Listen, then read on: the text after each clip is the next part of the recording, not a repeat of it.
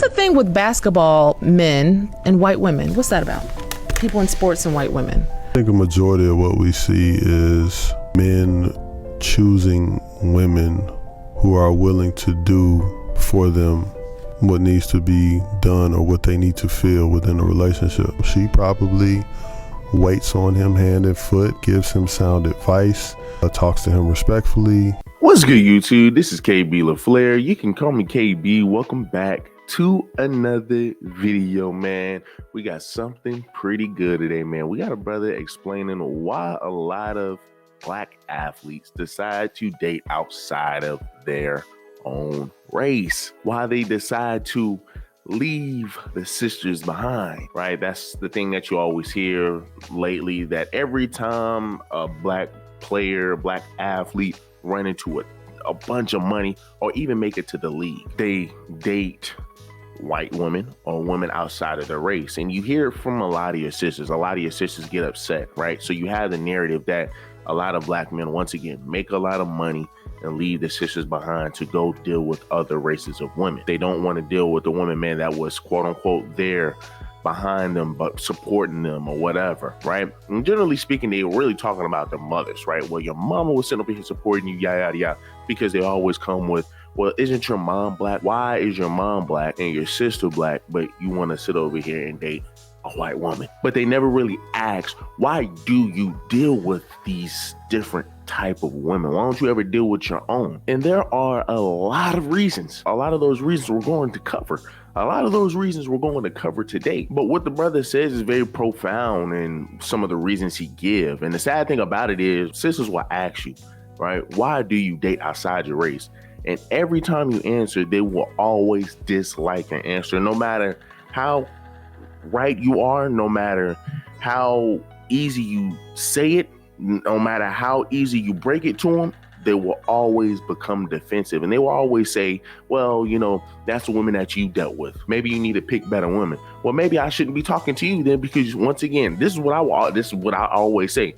You are the sister that I wanted to date, but you're the reason why I don't want to. You are part of the reason why I don't want to. And they will always get combative. You get it every single time. I mean, at the end of the day, when sisters say that, hey, brothers, sit over here and deal with, you know, these different type of women outside of their race every time they make it to the league, I mean, you can't really say it's wrong, because let's look at all of these drafts. Look at all of these players, man, that got drafted on national TV, and look at their counterpart. He can do that. He's a kid who's very explosive. He'll take that big hit, hold on to the football, knows how to find the open area in that defense. Obviously, come out of Oklahoma. So the Titans get themselves a big tackle in Isaiah Wilson from Georgia.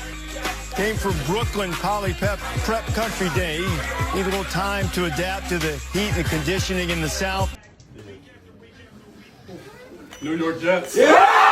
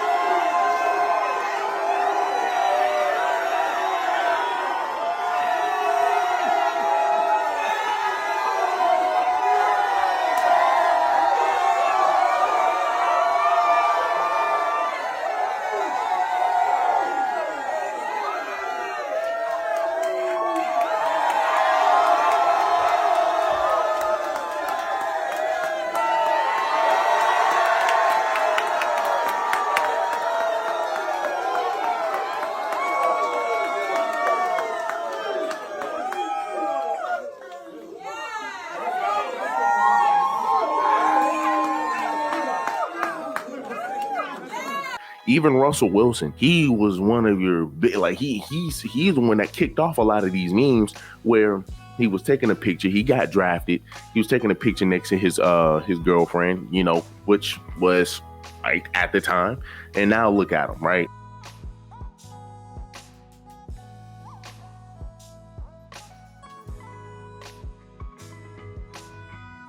A lot of these brothers will tell you why, and sisters will still get upset. Sisters really need to understand why. and stop being so combative and defensive when brothers state the reason. Just make the change. With basketball, men and white women, what's that about? People in sports and white women. I think a majority of what we see is men choosing women who are willing to do for them what needs to be done or what they need to feel within the relationship. She probably waits on him hand and foot, gives him sound advice, talks to him respectfully, and the list goes on and on and on. What we don't talk about in our community is the war between men and women. Mm-hmm. That's why we're here. Yeah. You know what I'm saying? Like you said, this is why we hear the war between men and women, right? You see, it's big today, right? No matter what race you talk about, right? There's always going to be a gender war. But when we're specifically talking about the black community, there is a big gender war that was started by who? The women. Even started with feminism, right? I can always go over the 1960 feminism where a lot of your black women adopted feminism, brought into the black household, and you started to see the marriage rates dropping. You started to see the divorce rates heighten because, once again, guys are saying, what type of women are we dealing with now who have no self-respect, no morals? Women are bashing men today, pushing false narratives. When you look at Megan Thee Stallion and our sister Brianna, who died, right, by a cop, what was Megan Thee Stallion pushing and preaching during that time of COVID? Black men don't protect black women. Black men don't do this. Black men don't do that. That violence against women is not always connected to being in a relationship. Instead, it happens because too many men treat all women as objects, which helps them to justify inflicting abuse against us when we choose to exercise our own free will. Since the shooting, Megan says she has vowed to speak up for women like herself. Like the time she used her Saturday Night Live performance to call out Kentucky Attorney General Daniel Cameron over his handling of the Breonna Taylor case. Quote, "I'm not afraid of criticism. We live in a country where we have the freedom to criticize elected officials, and it's ridiculous that some people think the simple phrase, protect black women, is controversial. We deserve to be protected as human beings, and we are entitled to our anger about a laundry list of mistreatment and neglect that we suffer." To try to, once again, demonize a man and, hey, well, you know what? Hey, we need to make sisters feel good about themselves. So guess what? We're going to sit over here and push a narrative that, once again, black men don't protect black women, when clearly you can see that that's not even the case. Black men do protect black women. And it tends to be a lot of sisters disrespecting their own sisters, right? Especially, man, let's just say if a sister wants to sit over here and live life, have a husband, tell other sisters, hey, you should want to do this. This is how you should want to be as a wife. What do other sisters say? Oh, she's a pick-me. Oh, she's this. Nobody has to do what you do. Thank you for proving the point even further. People that look like me and you who don't treat each other or show up for each other the way that we need to. And women all day long. I have clips in my phone, even from other podcasts and other things that go viral. You literally have women that look like you, Queen, that are saying, we don't need men. We don't need it. Isn't that crazy? But then the same women that say, well, we don't need y'all, you get mad when they go elsewhere.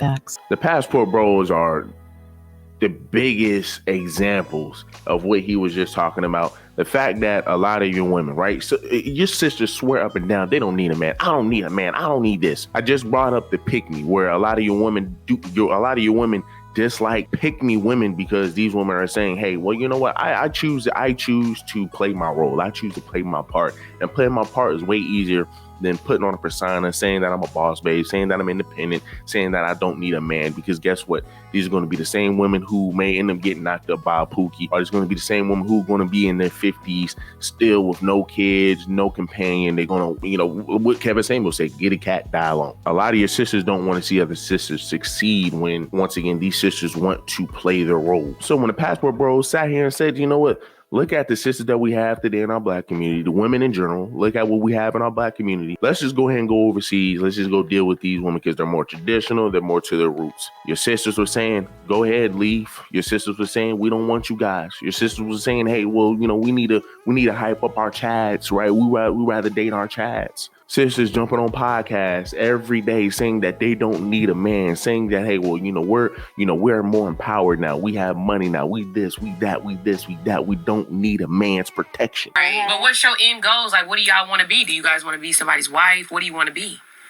Yeah, see, we talk about that all the time on the show. Sometimes I don't really know if I necessarily want to get married. Do you want to have kids? I do want to have kids, but I'm not sure if I want to get married. So why do you? This is my question. Okay. Why do you want to have kids? Hell no. She always say she don't want to have kids. We gonna drink. I got too much shit to do. But why? Okay, so you don't want to have kids. So, okay, you a different story. But you, Okay. you want to have kids, but you don't know if you want to get married. So that means that you already gonna be. You're planning to already bring this child into and have a deficit in their life, right? I mean, I feel like if I find the right person, we could get married. Sometimes I don't really have a lot of faith in But do you have to these find niggas. the right person to have the baby? I do think I have to find the right person to have a kid, but I also feel like I'm in a position where I'm doing things for my own, so I would completely be okay with having to take on that responsibility by myself as far as financial shit go, if I have to. I don't think that's okay. I don't think it's okay neither, but I feel like it's the reality of like the generation that we live in, because I just feel like that's how most of these are. I do. No. Kryptonite to modern women. Ma'am, you say the traumas, if I accept them, then you got to do something about them. Because what about the traumas that the black man has to deal with? But we still have to get out here and be functioning people in society, contributing. You don't get to walk around and say, have a special victim status. I'm not saying we should have a special victim status, but our circumstance is different. We are women. We are less. You're 24 years old. Is your circumstance harder or easier than your grandmother and your great grandmother? Exponentially easier. We have access to information we didn't have. Exponentially easier, but you're handling it worse. Your grandmother, your great grandmother actually could work with a black man with more trauma. Because they understood that the black woman and the black man are on the same side. Now that we are all free and independent and we could do whatever we want to, why would we seek to, be one with the black man? We think that being... Thank you. Clip it, slice it, put it on World Star. She said it, not me. Now that you're independent, you don't need to be with. There you go. There you go. And there you go, black man. There it is. She's finally got one to say it. Build businesses with us. Your grandmothers and your great grandmothers had more trauma and more stress and did it better. They have exponentially less and they're handling it worse. But it's because they're free and can do what the hell they want to. They'll need to be with you. So you don't need to feel any guilt for taking care of you, for putting yourself first and making your passion, your purpose, your priority. You don't need to feel guilty because this 24-year-old woman just said it. They don't feel any guilt about it. Thank you. So don't ask black men to care about your traumas when you can't even smile at us.